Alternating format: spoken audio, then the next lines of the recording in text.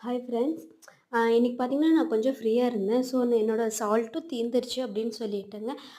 அதனால நான் ரெடி பண்ணிட்டுருக்கேன். நான் எப்படி சால்ட்டு தூளுப்பு நான் எப்படி ரெடி பண்ணுவேன் அப்படின்னாங்க, இது கல்லுப்பு வந்து நல்லா வறுத்துருவாங்க. வறுத்து அத தனியா எடுத்து வச்சுருவேன். நெக்ஸ்ட் வந்து பார்த்திங்கன்னா, கருவேப்பிலையும் வந்து நல்லா வறுத்துருவாங்க. நல்லா மொறு மொறுன்னு வர அளவுக்கு நல்லா வறுத்துருவேன். ஆக்சுவலி வந்து பார்த்திங்கன்னா, இதில சில பேர் வந்து முருங்கைக்கீரையும் ஆட் பண்ணுவாங்க.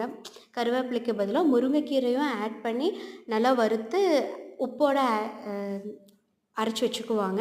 பட் நான் வந்து முருங்கைக்கீரைய ஆட் பண்ண மாட்டேன். என்ன ரீசன் அப்டின்னா, நம்ம உப்பு தயிர் சாதத்துக்கும் போடுறனால, சரி கீரையும் தயிர் சாதம் மிக்ஸ் பண்ண வேண்டாம் அப்டின்ட்டுங்க.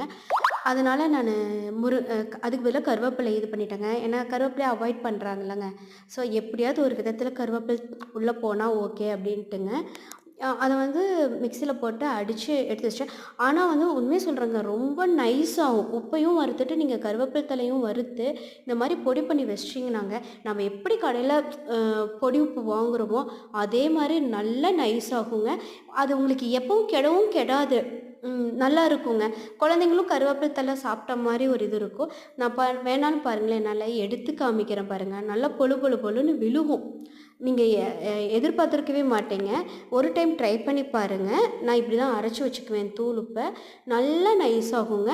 நம்ம மிக்ஸி ஜாரும் பார்த்தீங்கன்னா, நல்லா பிளேடு வந்து நல்லா ஷார்ப் ஆயிரும்.